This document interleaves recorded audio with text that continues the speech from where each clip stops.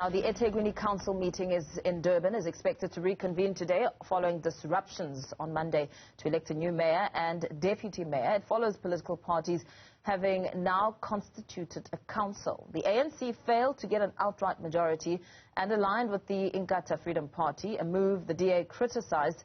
Now, on Monday, the council was disrupted when members would not allow the sitting to continue, and the EFF allegedly stopping their members from going into the meeting. Of course, to find out more about the latest developments in eThekwini, joining me now is the newly elected Speaker, Thabani Nyawose. Very good morning to you. Congratulations to you. You got the majority of votes, but this election process was not smooth sailing. There was chaos. Good morning to you and to your viewers. Thank you very much. Yes, things didn't go well according to our plan, but we managed the adjournment of council on Monday. And as we have reported today at 2, we'll continue with the program till we finish all what we wanted to do on Monday. Let's talk a little bit about, some of the chaos that did essentially unfold. I mean, firstly, there were questions around the eThekwini Council security, political parties speaking about the bias that was to the ANC and no impartiality, and asking the question of how a group of ANC supporters managed to come all the way past the SAPS, the Metro Police, and make it through when security was meant to have been quite beefed up. Yes, I was very much concerned with what happened on the day. But currently, yesterday, I had a meeting with the law enforcement agencies in the city. The investigation is continuing to find out exactly what happened on the day. We are expecting a report soon from the head of Metropolis, security management, and the SAPS members who were deployed on the venue on the day. There was also the issue of the power outage, some believing that it may have been deliberate. Is there substance to that the power outage may have been a deliberate move? After there was power failure, I decided to call the head of the unit from electricity department to come and explain to me what happened. But to avoid that, it will be my office who communicate to political parties. I decided to convene a meeting of all political parties and allow the head of a unit, a person who's an expert in understanding electricity challenges, he explained to all political parties what happened.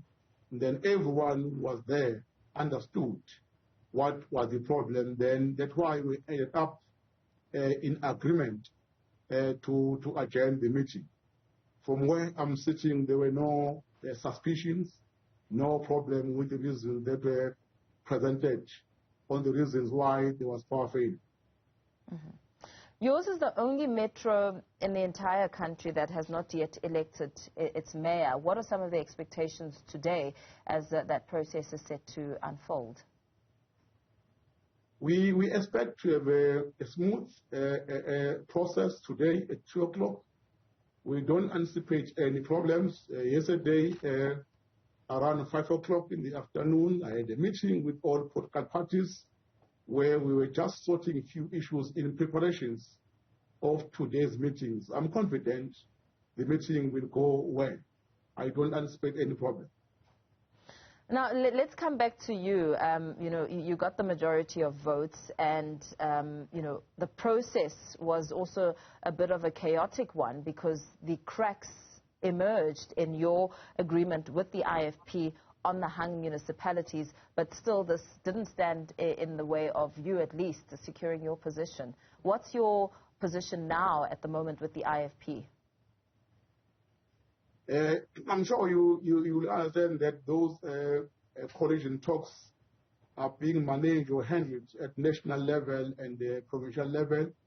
I have not yet got any briefing from the leadership of the ANC. I expect that before our 2 o'clock meeting today, there will be a report from the leadership of the ANC to the ANC caucus.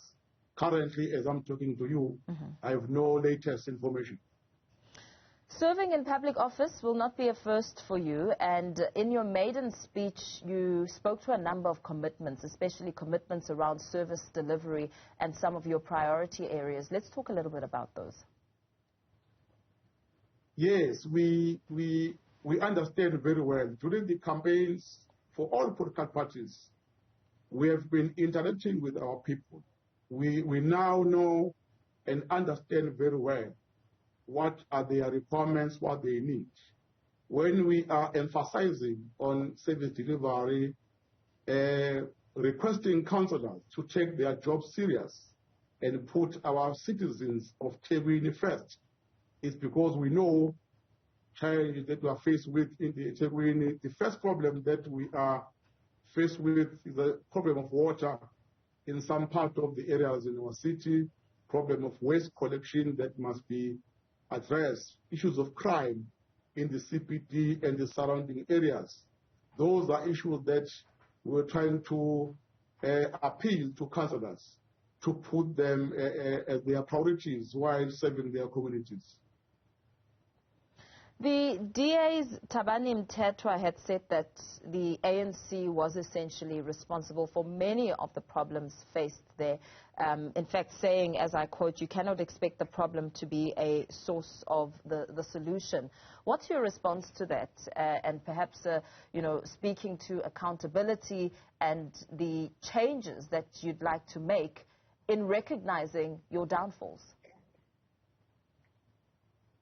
I don't know what the statement meant, but at the same time, I don't want to stand in this platform and be an ANC spokesperson.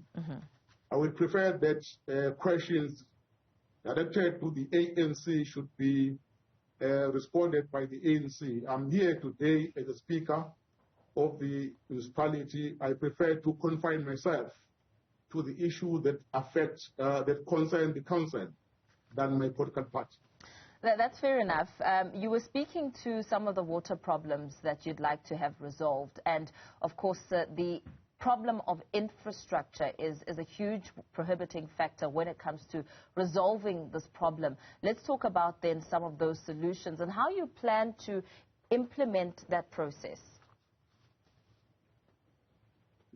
The plan that we have is to engage other spheres of government, the provincial government and national government, to try to work together to source funding to fund our infrastructure programs in the eThekwini, particularly to address issues of aging infrastructure for water. That is our first option, but there is an option as well to engage private business so that we can enter into private-public partnership to make sure that these issues are being addressed there, because the main problem is the funding. We can also look at the issue of eThekwini bond and other options. Sometimes even the issue of an infrastructure levy, of which once the council have discussed it, we consult with the citizens, then we can introduce an infrastructure levy so that we address this problem that affects our people in a very, very, very bad way. You speak to a very important issue when it comes to, governing in hard financial times and the sort of leaps and bounds that will need to be made to ensure that the people at the bottom really do essentially get the services that have been promised to them. You speak about business intervening, but what are the other ways that will be put on the table in terms of access to funding and allowing municipalities to thrive? As I've indicated, that our biggest challenge is funding to address the problem of water infrastructure and other issues of service delivery. But there are no other sources of funding for now except what I've mentioned, that if we engage with the National Department of Water Affairs, where we present our situation, we show that the Minister of Water Affairs and his team they will understand maybe and come to our rescue with funding. We can also engage our provincial government, MEC Copter, to present our situation so that they come on board as well with funding to address issues of water in some part of wards in the municipality. For now, those are the options that we have. I've also said that the issues of engaging citizens, coming up with proposals of introducing the so-called infrastructure levy, of which it must be processed through council, through consultation with citizens and all other stakeholders till we agree to introduce such levy. For now, those are options that we have. For sure, once council has been consulted, this is an issue that will be in top of our priority. Do you think, very lastly, Speaker, before we say goodbye, it would speak to perhaps some adjustments when it comes to policies? In terms of adjustment of policies, I'm not in a position to comment on that now, but once council has been consulted, councillors as a legal body will consider or decide whether there is a need to review or to change some of the policies. If there is an information that the situation that we find ourselves in on the lack of funding is as a result of policy failure, that issue for sure, council will attend to it or will look at it. But for now, I'm not in a position to say whether are there any policies that have to be reviewed, because there's no evidence in front of me that suggests that we are in this situation of lack of funding or resources because of any policy. Very well. Thank you so much to you. Thank you for your time. Newly elected Speaker there in eThekwini, Thabani Nyawose, joining me there, speaking about, of course, his role, the processes that still need to unfold as that council is still without a mayor and a deputy, all of that expected to happen at around 2 o'clock following the chaos that we saw unfolding over the past few days.